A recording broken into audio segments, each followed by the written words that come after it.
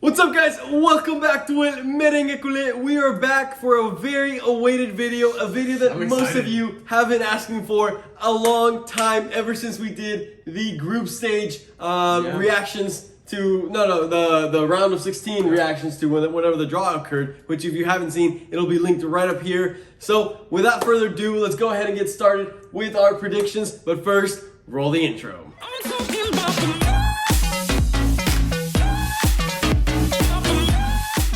Alright guys, so if you haven't guessed it already, we are going to be doing our predictions for the round of 16s for none other than the big ol' Champions League. And we're going to be starting with potentially a very interesting matchup. RB Leipzig versus Liverpool. And you may be thinking to yourself, well, that's probably not going to be too interesting. Obviously, Liverpool has won the Champions League pretty recently. They are a top house, a big dog of the Champions League. But I do want to start by mentioning that they haven't been having the best of streaks. Out of their last 8 games, they've actually only won 2 of them. Wow. Which is pretty interesting. They dropped from being the first place in the pole position of the Premier League for months to now being 6th place in the Premier League, which is pretty bizarre.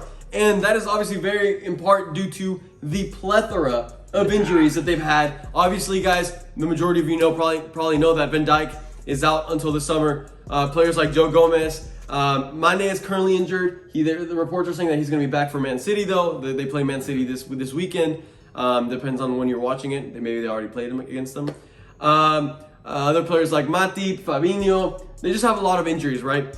I do want to say that their top goal scorer in the Champions League is Diogo Jota, who is actually also injured. He'll be back soon too with 4 goals, and then Salah with 3 goals in the Champions League. On the other hand, RB Leipzig is in 2nd place of the Bundesliga. Very big position in a league that I feel like has been improving over the past years. Definitely. However, it can be a little bit misleading as 2021 hasn't been the nicest to them, as they've already picked up 2 losses and a draw. Not ideal, not terrible. Yeah.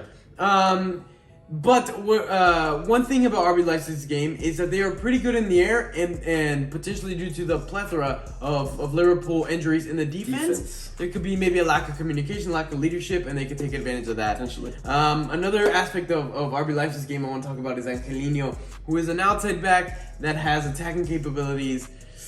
I don't want to say like no other, but definitely has been looking in the score sheet a lot. I mean, 4 times in the Bundesliga and 3 times in the Champions League already.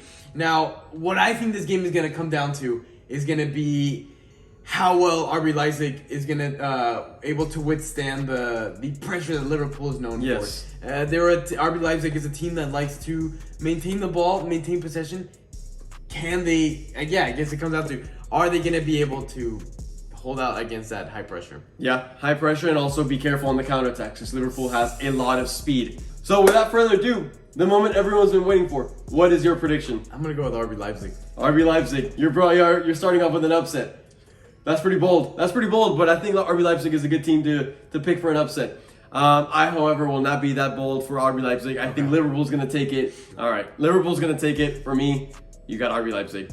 And now moving on to one of the biggest game, if not the biggest game of the round of 16. A personal one for you. FC Barcelona against Paris Saint-Germain. Go ahead. Take it off, Barcelona. Let's talk about Barcelona. The 2021 has been very good to Barcelona. Again, we've only lost one game. We've only lost 1 game to Atletico. The rest of the games have been victories for us. In addition to that, we've made it. We were climbing up the ladder of the La Liga ladder. We were in 2nd place now. Griezmann's looking like he's finding form. De Jong's been finding form. The team finally looks to be gelling a little more. Yeah. But with that being said, we still have some injuries in the back line. Still a little bit of uncertainty. And, well, with the big names in PSG squad. Yeah. You basically can't mess up against those boys. Exactly. Mbappe, Neymar, they will put you to sleep. Yeah. An Mbappe who this season in Ligue 1 has 15 goals already. Pretty good. Neymar with 6 goals in Ligue 1 and then 6 goals in Champions League. He is their current top scorer in the Champions League, and overall in the whole league, tied up with a few other players. So obviously a very lethal PSG that will want to seek revenge from that 6-1 demolition from Barca a few years ago. So it will be pretty interesting, but without further ado, what do you think? I think if Barca is able to have a high conversion rate of their attack, completely different to what's been happening lately, I think we can take it. And that's my prediction. Barcelona advances. Well, obviously, as a Madrid fan and looking at the actual odds, I find it pretty difficult for Barca. However, I will say that they've definitely elevated their opportunities at least challenging PSG, because it feels like whenever they drew PSG, it was just a laughing stock. People were like, they stand no chance. And now I feel like Barca could put up a fight. They could put up a fight in the end. However, I still think PSG will want to take it. Neymar will want to take it, and they will want to show Messi where he should be at. Okay. So PSG for me. Let's move on to the next one. And the next matchup is actually going to be a pretty interesting one as well. Not necessarily one of my giants. favorites.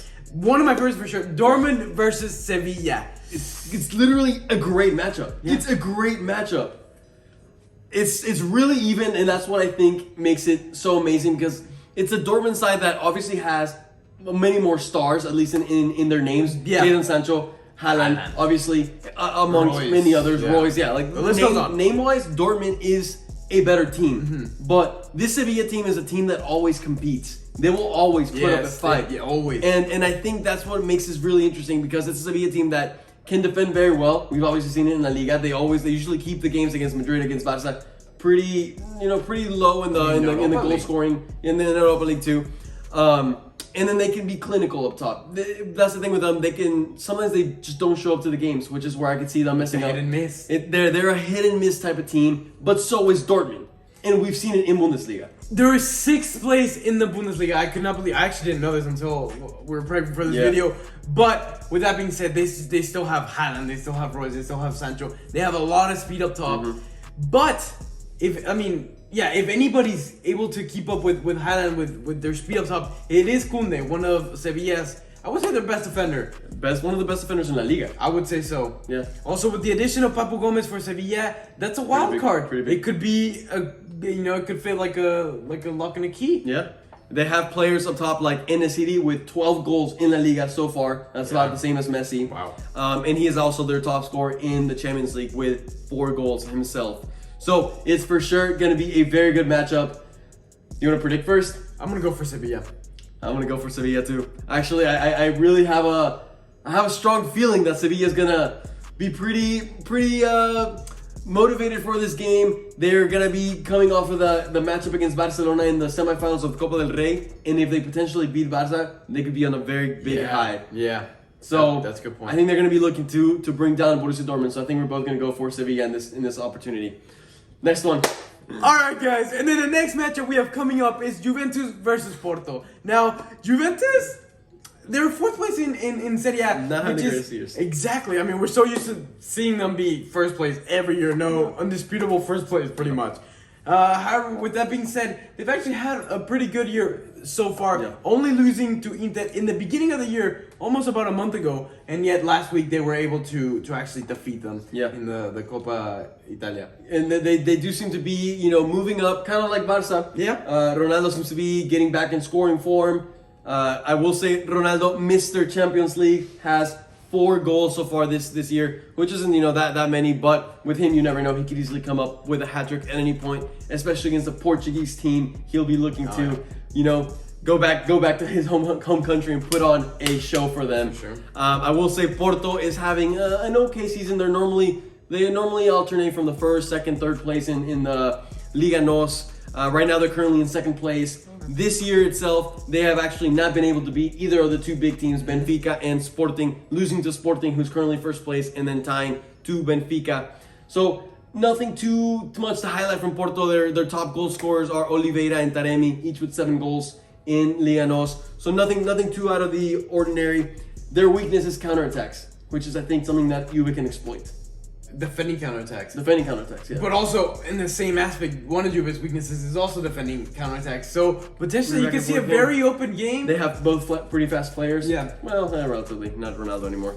However, I will say my final prediction will be for Juve to pass. I don't think they should struggle too much. Let's see. You never know at this point. But Juve for both of us. All right. Moving on to the next one.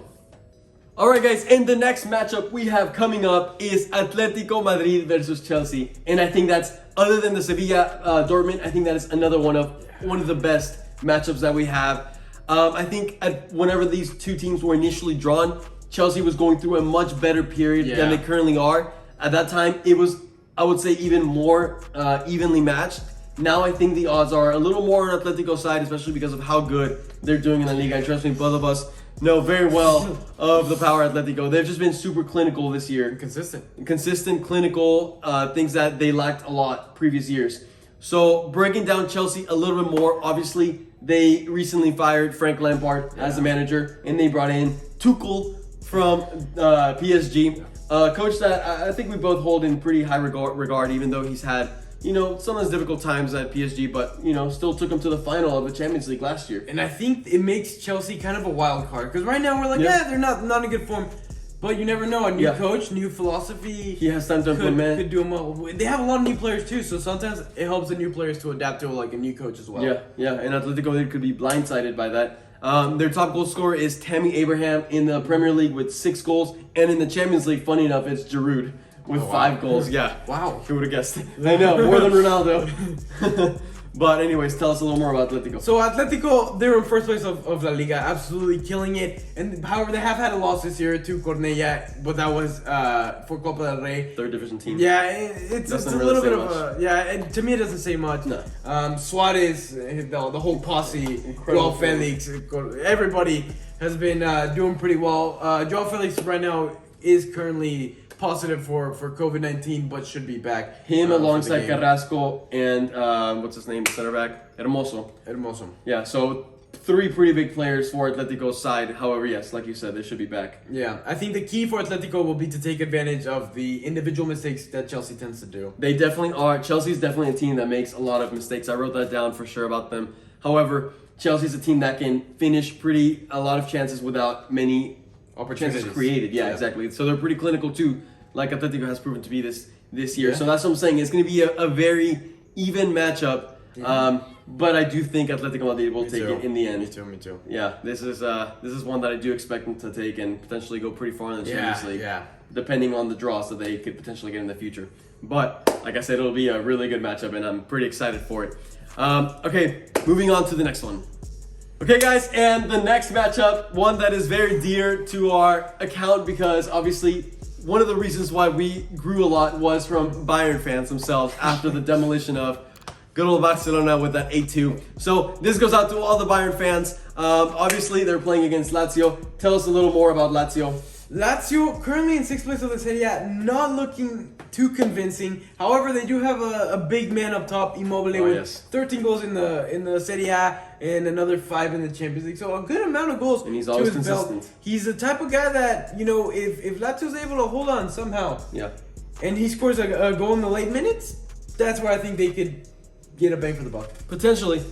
I find it very hard. I will say that I'm pretty surprised that Bayern does not have Lewandowski in the top scorers of the Champions League. Yeah. Actually, their top goal scorer is Kingsley Coman with only 3 goals, which is pretty surprising, but it goes to show that they don't depend on a single player because they have so many players that can provide, which is just, you know, pretty insane. However, in the Bundesliga, Lewandowski is the top goal scorer of them, and not just them, but the whole league with 24 goals. Just 24 goals. This man is on another level. Obviously, should have won the Ballon d'Oro had it been in place. I will say Bayern's weakness is that sometimes they allow the other team to create a lot of opportunities against them. And recently, over the past couple weeks, their form has not been as promising as it once was a couple months ago. They've been allowing teams to score a lot on them. However, they still managed to come back. So I think that is something about Bayern. Their strength, their resiliency. They don't give up. They're a German team. Their mentality is on another level. And obviously, they want to come and get a second Champions League. So they're going to try to eat Lazio. We made a lot of fun of Lazio whenever they got drawn up against Bayern, so let's hope we don't eat our words, but I think it's pretty safe to say that we're both going to be predicting for Bayern to take this one. So, no question about that one. Let's just move on to the next one. And then the next matchup, another one dear in home to the family, Atalanta versus Real Madrid. Atalanta, you know, they were looking pretty powerful. Obviously, we know how well they did last year in the Champions League. Yes. However, the form hasn't reflected so much in the Serie A. They're currently 7th place, so not looking too promising. Also, with the addition, or rather the loss of Papu Gomez, Again, Amanda hasn't been playing much or didn't play much in the Serie A, but is still a very powerful forward. However, with his absence, Muriel has actually been stepping up and has been picking up a good amount of numbers. 11 goals in the Serie A, in my opinion, is pretty strong. However, this Atalanta team, again, they haven't been the best of forms. This year has not been the nicest to them. Only 2 victories with 3 draws and a loss. However, one of those victories was actually a 3-0 victory against Milan, which is pretty promising. I did watch a lot of analysis about them again once they beat Milan with that 3-0 because I thought that was pretty significant. And just overall, like, I know their gameplay is very cohesive. They understand each other very well. They've been playing as a team for quite a while with a similar coach. So that's where you start to feel like there could be problems. And I mean, guys, obviously a lot of you hear my analysis about Real Madrid. We're a team that gets broken down very easily, at least recently, depending on the personnel. If we have obviously a healthy Ramos, a healthy Varane without making mistakes, Mendy, Carvajal, it's a team that could potentially become pretty solid. But at this point with injuries, we're dealing with a lot of injuries right now. So you never know with this team. And so an Atalanta team that is a high scoring team, the moment, if they score against Madrid early on, put 2 past them, Madrid can easily break down. Because Madrid, we know them this year. They're a team that struggles to score. They struggle to score. If they don't go up early, or if they don't go up and they have to chase a game, they fall apart. There's been very little games, if any. I don't even know. I think there was one game this whole season where they came back from being down.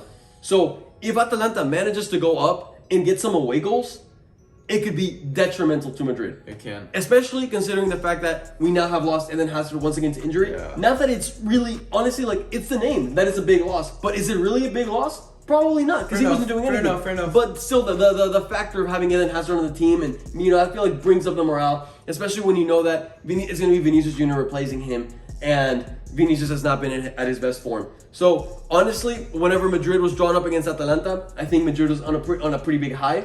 They were feeling good about themselves. They had just come back.